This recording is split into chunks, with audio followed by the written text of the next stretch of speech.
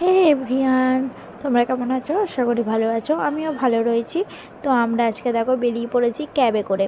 তো তোমরা তো জানোই আমাদের গাড়ি আছে, আমরা ক্যাবে খুবই কম উঠি। তো আজকে আমরা লাগেজ ফ্যাগেজ নিয়ে অনেক দূরে ঘুরতে যাচ্ছি। কোথায় যাচ্ছি না যাচ্ছি তোমরা সব কিছু জানতে পারবে। আর আগে দিয়ে তো আমি কিছু বলবো না। তো এখানে দেখো আমরা কলকাতা স্টেশনে বসে রয়েছি। আমি একা এখানে বসে আছি, আর তোমাদের দাদাভাই আর সানি ওখানে দাঁড়িয়ে আমার ওষুধ কিনছে। যেহেতু আমি একটু ট্রাভেলস করলে খুব বমি হয়, বমির ওষুধ আনতে গেছে। তো যাই হোক দেখো এখানে হচ্ছে আমার ভাসুররাও চলে এসছে। আর এই যে আমার ভাসুর, আমার ছেলে দাঁড়িয়ে। আর এই হচ্ছে আমাদের ট্রেন।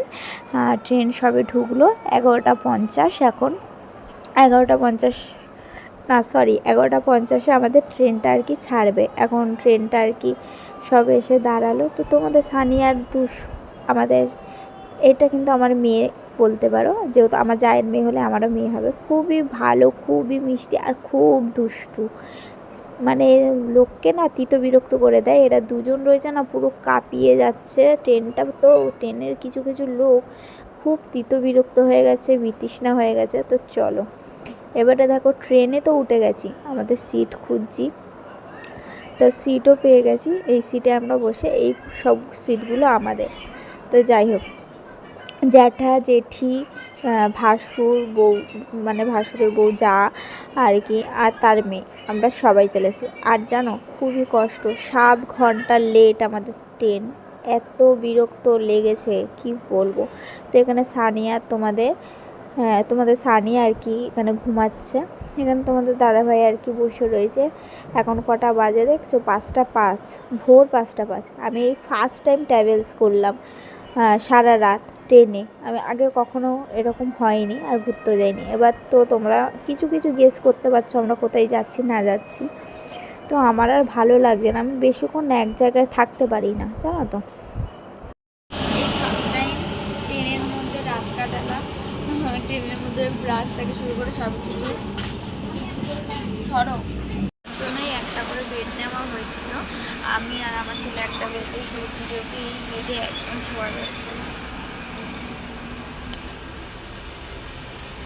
চলো দেখি আর কয়েক ঘন্টা কাটাতে হয়।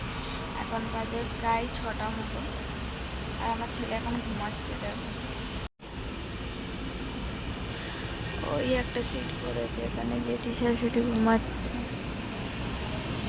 তো উঠেই না তোমাদের সামনে আবার উৎপাত শুরু করে দিয়েছে। তো যাই হোক, শুধু তো বোকা খাচ্ছে, মার খাচ্ছে।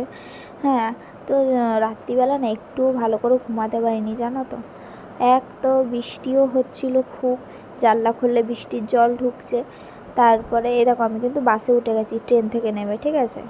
এখন হচ্ছে গন্তব্যস্থলে যাচ্ছি আমরা আর কি। আর এসে দেখো এরকম একটা রুম পেয়েছি, কিছু করার নেই, এখানে একটাও রুম পাইনি। আর আজকে মন্দিরে এখন বাজে রাত 9:30। চলো, সারাদিনে তো জগন্নাথের একদম দর্শন হয়নি, চলো দর্শন করে আসি।